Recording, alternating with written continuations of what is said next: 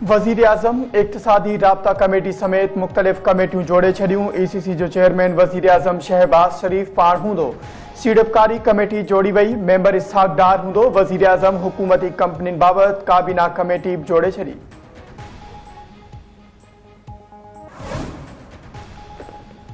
Justice Shaukat अजीज सिद्दीकी जी बरतरफी वारो notification कलदम करार। Chief justice कादी फायद ईसा जी सरबराह में सुप्रीम कोर्ट की 5 रुकनी लार्जर बेंच महफूज कयल फैसलो बुधाए छड़ियो। जस्टिस शौकत अजीज सिद्दीकी के रिटायर्ड जज तौर समूरियूं सहूलतूं ॾियण जो हुकुम।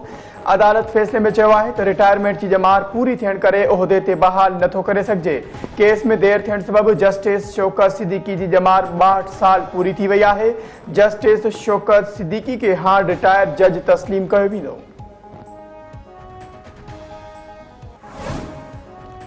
सदर आसिफ अली ज़रदारी पारां ईद उल फितर के मौके ते कैदियुनि जी सज़ाउनि में घटिताई जो ऐलान। सदर कैदियुनि जी सज़ाउनि में 90 ॾींहनि की घटिताई की मंजूरी ॾेई छॾी। क़त्ल, जासूसी ऐं रियासत मुखालिफ़ सरगर्मियुनि में के जवाबदारनि जी सज़ाउनि में घटिताई न थींदी।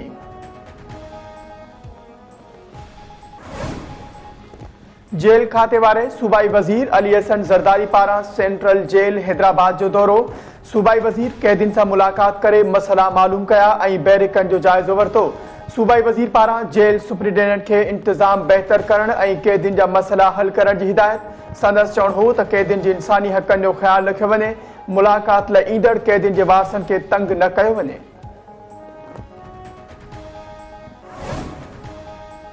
सिंध हाई कोर्ट सूबे के अवाम के पीअण जो साफ पानी फराम करण जो हुकुम ॾेई छॾियो। Sindh High Court circuit bench पारां दादू ज़िले में पानी की फरामी न थियण ते कावड़ जो इज़हार। चीफ सेक्रेटरी का रिपोर्ट तलब। अदालत चीफ सेक्रेटरी सिंध के हुकुम ॾिनो त जन खातनि जा सेक्रेटरीज़ या अमलदार गैर जिम्मेवारी कनि त उन्हनि खिलाफ कार्रवाई कई वञे। चीफ सेक्रेटरी जो चवणु आहे त सूबे के अवाम के पीअण जे साफ पानी लाइ 150 अरब ख़र्च थींदा। पेट्रोल ते लीवी 60 रुपया करियो ऐं पेट्रोल ते ख़त्म कयल 18% GST बहाल करियो। IMF की हुकूमत के तजवीज़। आलमी मालियाती फंड जो चवणु आहे त मक़ामी तौर ते तैयार कयल सिगरेट ते वफ़ाक़ी एक्साइज ड्यूटी ते 21 शरह लागू कई वञे। माहौल के गदिलो कंदड़ मशीनरी ते पेट्रोलियम डेवलपमेंट लीवी लॻाइण की तजवीज़।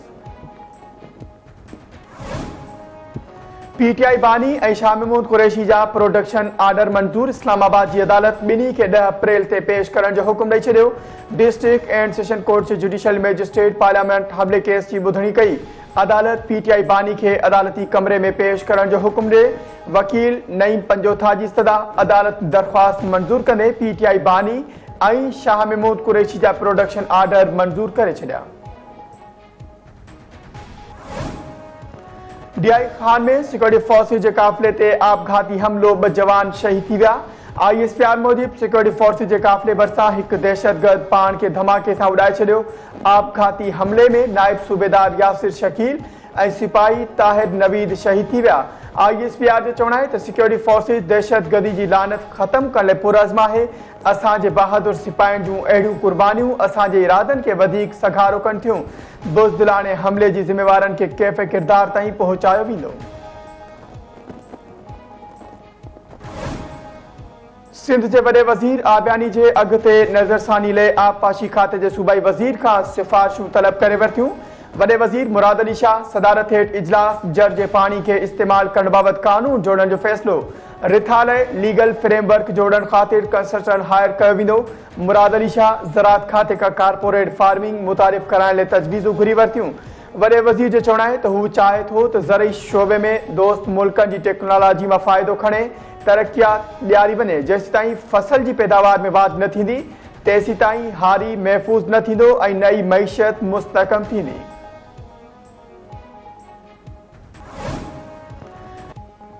अली अमीन गंडापुर ॿाहिरां डायलॉग हणे थो पर अकेलाई में वज़ीर आज़म के मिनथू करे थो। PP अॻवान फैसल करीम कुंडी इस्लामाबाद में प्रेस कॉन्फ्रेंस कंदे चयो आहे त KP असेंबली जो स्पीकर टाइगर फोर्स जो मेंबर बणजण की कोशिश न करे।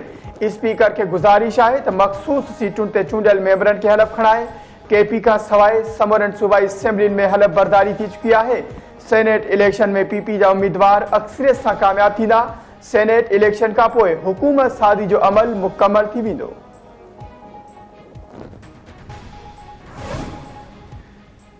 वज़ीर आज़म पाण फारम 47 वारो आहे। साणस धांधली बाबत छा ॻाल्हाईंदुसि? केपी जे वॾे वज़ीर अली अमीन गंडापू चयो आहे त साइफ़र जे हवाले सां पंहिंजे बयान ते अॼु बि बीठल आहियूं। जेकॾहिं साइफ़र न हो त पीटीआई बानी खे ग़लति सज़ा ॾिनी वई आहे। डोनाल्ड लू जे बयान जी पाकिस्तानी सफ़ीर असद मजीद बि तस्दीक़ कई हुई। मुदाख़लत हुई या सिफ़ारिश पाकिस्तानी हुअण जे नाते क़बूल नाहे।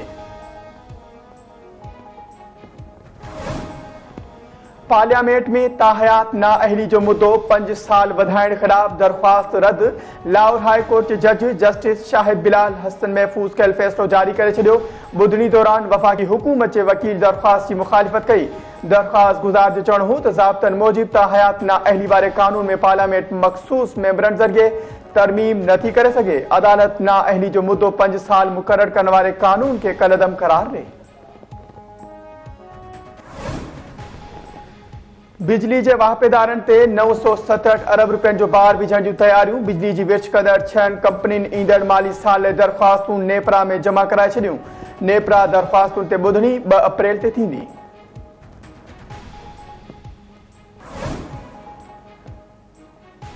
तंगवाणी वेझो रेंजर्स ऐं पुलिस जो गॾियल ऑपरेशन उस्ताद अनहर रखियो जे क़त्ल में मुलविस ऐं मददगारनि समेत 21 ॼणा गिरफ़्तार। रेंजर्स तर्जुमान मूजिब ॻोठ सैफल लाड़ो में कार्रवाई कई वई।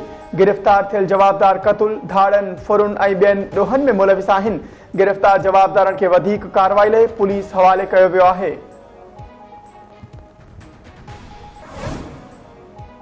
कंदकोट में धाड़ेल बेलगाम पुलिस बेवस बणियल हथियारबंदनि पारां हिक ॿिए उस्ताद खे अगवा करण जी कोशिश। मुज़ाहिमत ते उस्ताद खे वालिद समेत गोलियूं हणी ज़ख़्मी करे छॾियो। बी सेक्शन थाणे जी हद ओगाई लाड़ो वटि हाई स्कूल में हामिद बेलकानी ड्यूटी ते वेंदड़ उस्ताद अब्दुल रहीम बाजकानी ऐं संदसि वालिद अली गोहर बाजकानी खे 3 मोटरसाइकिल सवार हथियारबंदनि अगवा करण जी कोशिश कई। मुज़ाहिमत ते जवाबदारनि किलाशन कोप सां फायरिंग करे खेनि ज़ख़्मी करे छॾियो। इस्पताल मुंतकिल। उस्ताद जो चवणु आहे त अहिड़ी सूरत-हाल में ड्यूटी करणु मुश्किल थी वई आहे।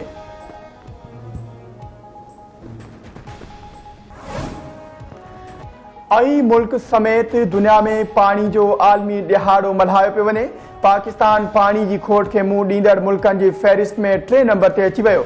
माहिरनि जो चवणु आहे त पाणी खोट जी इहा सूरत-हाल रही त 2025 जी पुॼाणी ते पाकिस्तान पाणी जी मुकमल खोट वारो मुल्क बणिजी वेंदो। इर्सा जी ग़ैर मुनसिफ़ाणी पाणी जी विरासत सबबि सिंधु में पाणी जी खोट सबबि इंडस डेल्टा तबाह। लखें एकड़ ज़मीन समुंड गिड़कायो वियो।